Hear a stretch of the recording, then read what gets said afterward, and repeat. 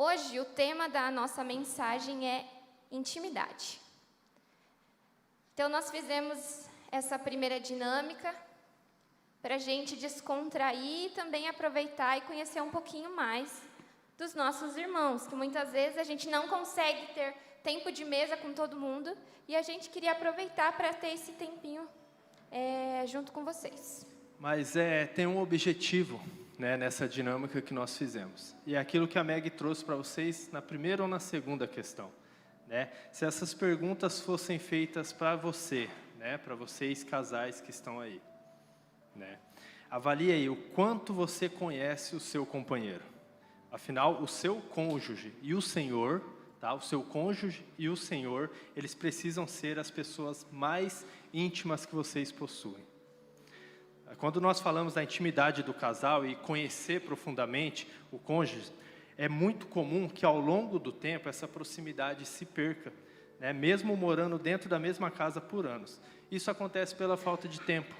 Nós temos visto que o tempo está se abreviando mesmo. Né? Eu sempre comento e brinco que a rotina é muito corrida, o tempo passa, a gente não vê. Eu falo que eu chego do trabalho, a gente chega em casa, 6 horas, abre a porta, já é 7 horas, de vai tomar um banho, já é 9, de pensa no que vai jantar, de vai cozinhar, já é 11, senta para jantar meia-noite e meia, vai deitar, já é 3 horas. Então, assim, está voando, você não vê o tempo passar. A hora que você menos percebe, já escureceu, você não teve aquele tempo de qualidade com a sua família.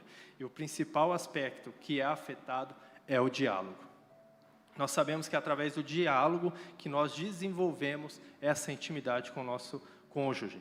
Quando nós falamos de intimidade, vai muito além da sexualidade, tá, pessoal? Ter intimidade significa ter abertura com o outro, sentir vontade de estar ao lado dele, estar conectado, ter um coração alinhado com ele. Conhecer verdadeiramente aquela pessoa que está do seu lado na sua casa o tempo todo. E é sobre isso que nós vamos falar essa noite.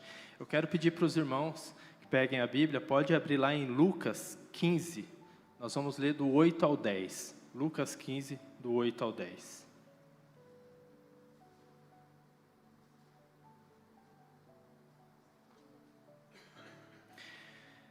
Eu vou começar a ler aqui, vocês podem acompanhar.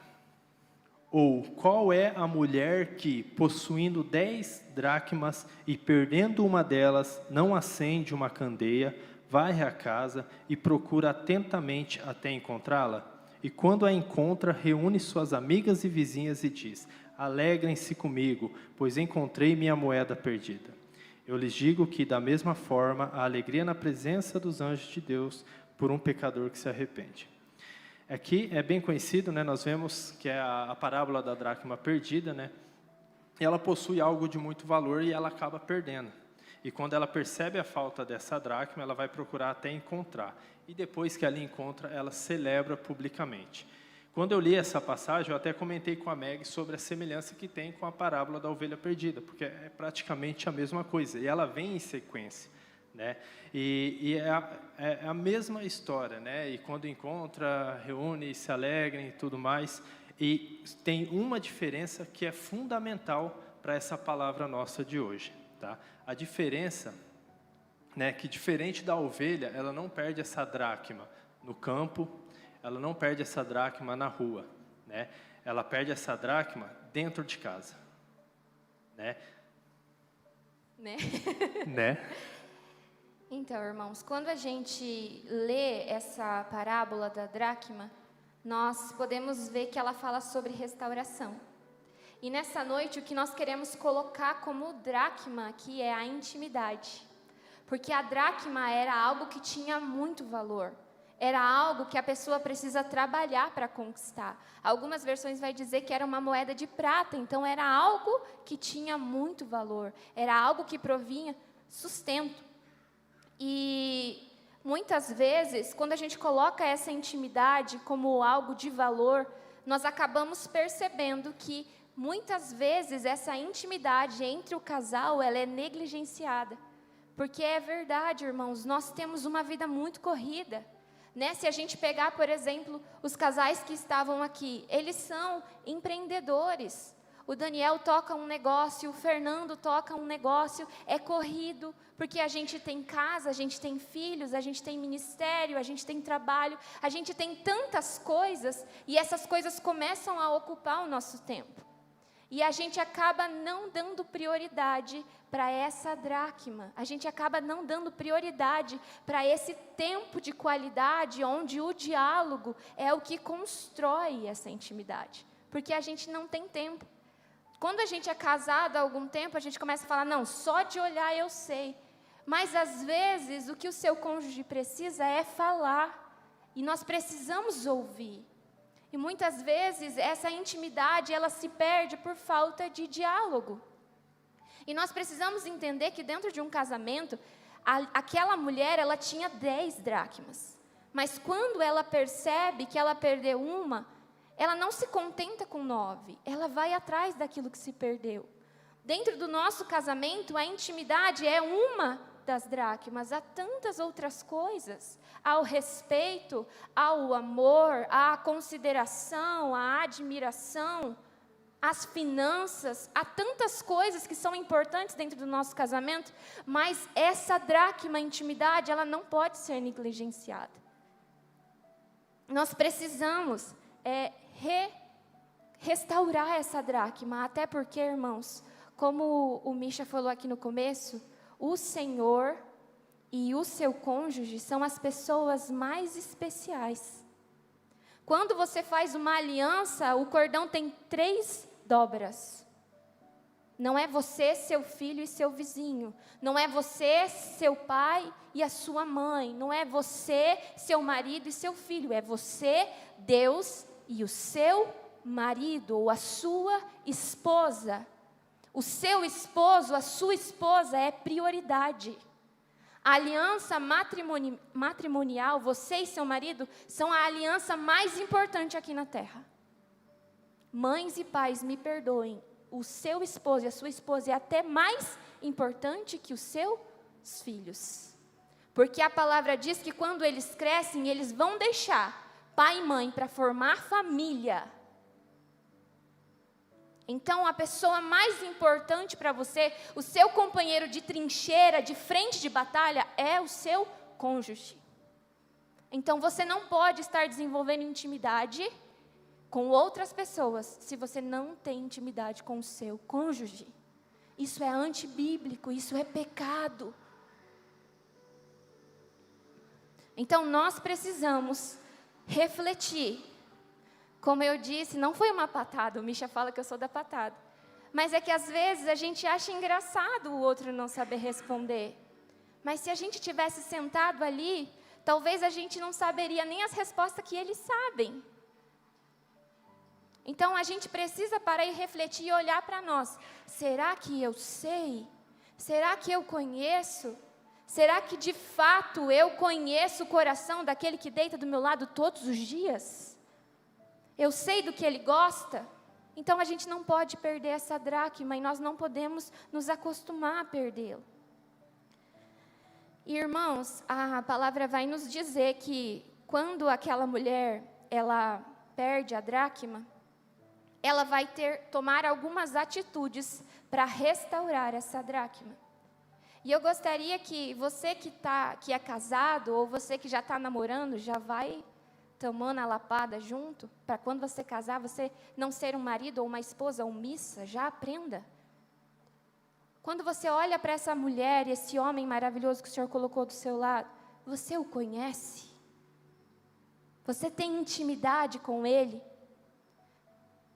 E se você perceber que talvez você precisa melhorar, a palavra de Deus vai nos dizer que o primeiro passo, a primeira atitude que nós precisamos tomar para restaurar essa dracma é acender a lamparina.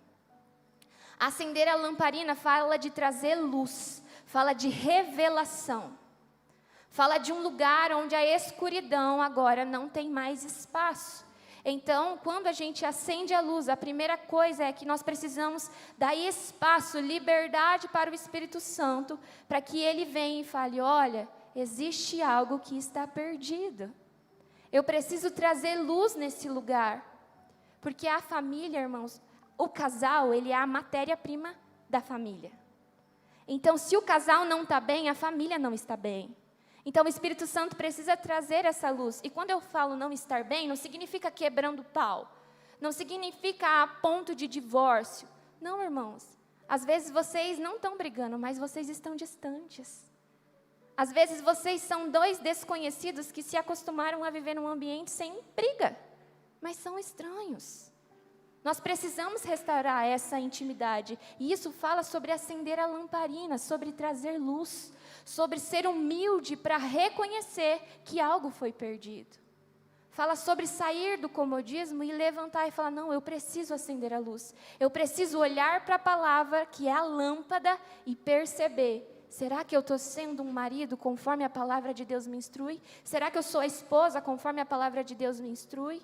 Então, o primeiro passo é acender a luz. Fala de reconhecer. E quando nós estávamos pensando nisso, a gente lembrou até de um exemplo lá em casa. Porque às vezes a gente fala da intimidade, a gente fala assim, não, é que está brigando, não se conhece mais, é tão muito distante. Mas às vezes não. A vida e o casamento é composto por ciclos. É engraçado esse exemplo que a Meg deu, porque quando a gente começou o namoro, né, a gente namorava à distância, ela morava em Guaratuba, e a gente conversava muito. Então, todos os dias a gente conversava por mensagem, antes de dormir fazia chamada de vídeo. E a gente se conhecia bem, porque nós fazíamos esse tipo de brincadeira que foi feito aqui, né, fazer algumas perguntas. E daí, quando nós casamos, nós compramos um joguinho de quiz de casal, né, que são algumas perguntas, ator favorito, o filme preferido da infância, perguntinhas semelhantes a que nós fizemos aqui. E nós brincamos, tudo foi bem divertido, tinha alguns castigos ali. E daí, depois de 2 anos de casado, nós encontramos lá as cartinhas e nós fomos brincar de novo. E é interessante porque a importância desse diálogo, porque por mais que você conheça, né, ou você está com ele, né, acredito que o Daniel, não estou com a folhinha, mas vocês estão juntos há 7 anos, o Fernando falou que conhece a Jéssica há 10 anos, então é um tempo, né, que você realmente conhece muito a pessoa, só que os gostos mudam. Né? Então, esse diálogo precisa, porque depois de 2 anos nós fomos brincar com as mesmas cartas, as mesmas perguntas, só que com respostas diferentes. Porque a música que eu gostava há 2 anos atrás não é a que eu estou ouvindo agora. A não ser que seja a Pamela, que gosta das músicas de 1830 mesmo. Ali vai se manter por um bom tempo. Mas as coisas mudam, os gostos mudam, os sonhos mudam. Né? Eu tenho certeza que o sonho da Meg hoje não é mais ser secretária. O sonho do Daniel talvez não seja ser policial, porque as coisas mudam. Por isso a importância do diálogo. E uma outra atitude que ela tem, né, após acender a lamparina, é varrer a casa. Né? Nós precisamos organizar a nossa casa, fazer essa limpeza. Na parábola, ela varreu porque provavelmente tinha sujeira ali, e aquela sujeira poderia esconder aquela dracma, esconder aquela moeda que ela estava procurando. E aqui, né, nesse momento de varrer a casa, nessa atitude de varrer a casa, é o momento que nós vamos alinhar as coisas, estabelecer as prioridades, mudar as atitudes, desenvolver nossos hábitos. E nós estávamos conversando em casa sobre isso, sobre varrer a casa. O que seria varrer a casa? Né, nesse caso, né, no sentido da parábola, seria tirar a sujeira. Mas nem tudo é sujeira na vida do casal. O trabalho é bênção, como a Meg falou. Tem outras 9 dracmas que também são importantes. Ela perdeu aquela 1 dracma que a gente está tratando sobre intimidade. Mas a gente entendeu que varrer a casa é organizar a casa. E o mais importante é que organizem juntos, como casal. Por que é importante você organizar como casal? Para que os dois saibam onde vocês colocaram cada coisa. Para que não deixe só na responsabilidade de um organizar a casa. Porque quando você precisar encontrar essa intimidade, somente um vai saber onde está. Por isso a importância como casal, varrerem a casa junto, organizar junto a casa, para que todos saibam onde está cada intimidade, cada dracma que cada um organizou ali. E esse varrer a casa, irmãos, é realmente você começar a entender, porque quando a gente acende a luz, a gente começa a identificar onde as coisas estão. E quando está fora do lugar, a gente vai começar a organizar, que é o varrer. E por isso que é importante a gente fazer isso junto, porque como vocês viram os casais, cada um tem uma linguagem de amor. Só que se eu não sei como o meu esposo está, aquilo que ele está precisando, ou quem ele é, eu não vou conseguir corresponder e eu não vou conseguir ajudar.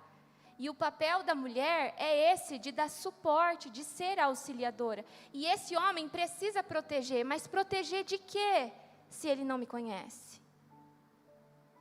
Às vezes, o que eu preciso proteger é o meu coração da ofensa, então ele precisa ter palavras de afirmação. Às vezes, eu sou uma pessoa que nunca foi impulsionada na vida, e a minha linguagem de amor é justamente essa, é alguém que me impulsiona, alguém que, sabe, como fala? Não é a prova. Alguém que me diz que eu posso. Só que se eu não tenho um esposo que faz isso, por mais que ele todo dia de manhã traga pão de queijo para mim e o meu café favorito, o que eu preciso que ele me diga é: você consegue. Eu não preciso de um pão de queijo, por mais que eu vou me beneficiar daquele pão de queijo. Eu preciso de uma palavra. Então, o varrer a casa fala de eu organizar e eu entender, opa, o que está faltando? O que eu preciso comprar, o que eu preciso jogar fora, o que eu preciso guardar, o que eu preciso deixar à vista. Então, a gente precisa varrer essa casa. Essa palavra de afirmação, né, ela pode receber de várias pessoas, pode receber no trabalho, mas pode ter certeza que receber daquela pessoa que caminha do lado não tem nada igual, é insubstituível. Então, por mais que você saiba que ela está sendo reconhecida, por mais que você saiba que ela está sendo valorizada, ela espera ouvir da sua boca isso. Amém? E, além de nós acendermos a luz, a gente varrer a casa, a palavra vai dizer que ela procurou com empenho. Sabe, irmãos, muitas vezes a gente reconhece a nossa falha, e quem é casado sabe. Quando a gente tem as DRs, a gente coloca tudo na mesa. E aí o esposo fala, não, eu vou mudar nisso. E a mulher fala, e eu vou mudar naquilo. E aí passa uma semana, 2, 3, é love. Na 4ª semana, eles já começam a esquecer. E os velhos hábitos começam a aflorar. E quando a palavra fala de procurar com empenho, fala de uma decisão diligente. Fala de você buscar aquilo. Tem dias, irmãos, e a gente vai falar nesse tempo que a gente está vivendo, a falta de tempo. Então, às vezes, eu chego cansado, é difícil, eu tenho filhos, mas tira um tempo, conversa, 15 minutinhos, pergunta como foi o dia daquela pessoa, sabe? Insista, não desista. A gente precisa ser diligente, a gente precisa permanecer investindo no nosso casamento. Não adianta eu investir no meu negócio, eu investir na igreja, eu investir em outras pessoas se eu não investir no meu casamento. A palavra fala que aquele que trabalha na igreja, mas que não cuida dos seus, ele é pior do que o incrédulo. E muitas vezes nossos ministérios têm roubado o lugar que é da nossa família, que é o nosso primeiro e principal ministério. Então, eu preciso cuidar da minha casa, eu preciso ser diligente no procurar. E esse procurar, né, até uma segunda atitude, a outra atitude que ela tem é o até encontrar. Né? Então, ela procura, mas procura até encontrar. Interessante essa perseverança que ela tem e que nós devemos ter também na nossa vida como casal. E uma outra atitude que ela tem, e a última atitude que nós vamos pontuar aqui, é a alegria pública. Um casal íntimo, feliz e bem posicionado em Deus gera um ambiente de celebração. Isso é natural na vida do casal. O seu lar é um lugar de alegria, de conforto e de paz. Os seus filhos vão possuir uma identidade, uma referência e um destino. E tudo isso é consequência de tudo isso que você construiu, como casal, com essa intimidade que nós estamos falando. Os nossos amigos vão ser influenciados e atraídos pelo amor e cumplicidade, e essa intimidade vai gerar união, e a união vai atrair bênção. E eu acho que essa parte da alegria pública, como o Misha falou, ela é muito importante, irmãos, porque fala quando nós, o casal, que é a representação de Cristo e a igreja, começa a refletir quem Cristo é. Quando eu e o meu marido, nós estamos muito bem posicionados, nós somos íntimos e felizes no casamento, algo que o Senhor instituiu, nós começamos a refletir quem Cristo é. De verdade, não é uma aparência, não é uma máscara, não é uma roupa que a gente escolheu para vestir nos cultos, é uma verdade. E a gente identifica essa verdade quando a gente olha para filhos, porque pais íntimos e posicionados geram filhos que têm identidade, destino e referência. Então, quando um casal ele é feliz porque ele é a base da família, todo o resto vai bem. E sabemos que a igreja ele é um reflexo da família. casal saudável, filhos saudáveis, família saudável, igreja saudável. Então, nós precisamos entender que essa dracma, ela pode ser pequena e talvez para você insignificante, mas o Senhor nos mostra que ela é primordial. Todas as dracmas são importantes, não podemos nos esquecer de nenhuma. E a intimidade precisa ser restaurada. E então, nessa noite, o que a gente quis trazer com essa mensagem? Para que cada um de nós pudéssemos refletir se a nossa intimidade com o nosso cônjuge, como ela está? Sabe, quanto tempo eu tenho gastado com o meu marido? O quanto eu conheço o meu marido? Será que se a gente fizer um quiz, a gente sabe mais da amiga, do amigo do futebol, dos pais, dos filhos, do que a gente sabe do marido? Sendo que é essa pessoa que o Senhor colocou do seu lado para você caminhar junto? É fácil caminhar 1, 2, 3 milhas com um amigo que não está dentro da sua casa, que não faz bagunça, que não te fere. É fácil, irmãos. Mas é com Ele que eu preciso caminhar 1, 2, 3, 4, 5, 10 milhas até que Cristo volte. Então, nós precisamos dessa intimidade. Quando o casal tem intimidade, a casa é leve, o casamento é feliz, tem fruto, tem prosperidade, tem amor e tem a bênção do Senhor. Porque o casamento reflete o nosso relacionamento, igreja e Cristo. Como eu posso pregar sobre um Cristo que eu tenho intimidade, se eu não tenho intimidade com o meu marido? É impossível eu ter intimidade com aquele que eu não vejo, se eu não desenvolvo com aquele que eu vejo. Então, nós precisamos restaurar a intimidade. Precisamos, e talvez você vai olhar para mim e falar, não, mas eu sou muito íntimo do meu marido. Então, irmão, pense aí, talvez seja outra dracma o seu. Talvez o de vocês seja a organização financeira. Então, todo mundo tem uma dracma ali que precisa ser encontrada. Então, acenda a luz nessa noite, organize a casa, seja diligente e perseverante na procura, e eu tenho certeza que a sua casa será chamada casa de bênção, onde as pessoas vão poder entrar e celebrar junto com vocês. Amém? Você quer acrescentar algo, amor? Não, ela fala bem, né? Eu falei que eu ia chorar, mas hoje eu não chorei, isso é uma vantagem, tá? Mas é isso que ela comentou, né? Esse dia nós estávamos conversando, a quantidade de divórcio que está tendo, porque hoje em dia é uma opção tão fácil, né? Para eles casam, experimentam, não deu certo, divorciam, e o que eu quero trazer para vocês essa noite, né? O divórcio não deve ser uma opção, né? Organize, né? Como nós trouxemos essas 5 atitudes que teve, né, na parábola da dracma perdida. Organize sua casa, acenda a luz, né? Faça isso com o seu cônjuge. Não deixe de lado, não negligencie tempo de qualidade. Como a Meg disse, né? Tire o tempo. Muitas vezes nós confundimos as coisas. Por muito tempo na minha vida eu confundi algumas coisas. Eu coloquei algumas outras prioridades na frente da minha família. Foi onde eu fui aprender qual é a questão da hierarquia, né? Que vem Deus em primeiro lugar, depois vem a família. A importância que a família tem. Então, não deixe de lado a sua família, não abandone eles de forma alguma, não desistam deles, por mais que seja difícil. Talvez você está aqui nessa noite, né? Talvez tem casais, amém, que é uma bênção, estão no mesmo propósito junto, mas talvez tem casais que estão passando por um momento difícil. Às vezes tem casal que está passando por um momento que não se conversam mais, ou que está já pensando no divórcio. E o que nós trazemos aqui nessa noite é que tem jeito. O que é importante, e é até sobre o primeiro milagre de Jesus, né, do casamento. A gente estava lendo um livro, né, do Luciano Subirá, e ele fala um pouquinho desse milagre do casamento. E lá ele fala que Jesus não foi chamado às pressas para realizar o milagre. Ele já estava no casamento para que o milagre acontecesse. Então, traga Jesus para o seu casamento. Não espere a coisa ficar feia. Deixe que Jesus frequente ali. Como a Meg disse, é esse cordão que precisa estar junto. Esse cordão não quebra. Amém? Amém. E então eu gostaria que a igreja se colocasse de pé para a gente fazer uma oração e o pastor também já subir. Irmãos, uma coisa que o Senhor falou no meu coração agora, que inclusive é algo que eu e o Misha vamos ter que alinhar entre nós também, é uma coisa que o pastor Michel sempre priorizou muito, e eu aprendi isso com ele, não estou praticando, perdoe-me, pastor Michel, mas eu vou fazer isso. Ele falava que nós precisamos ter o dia da família.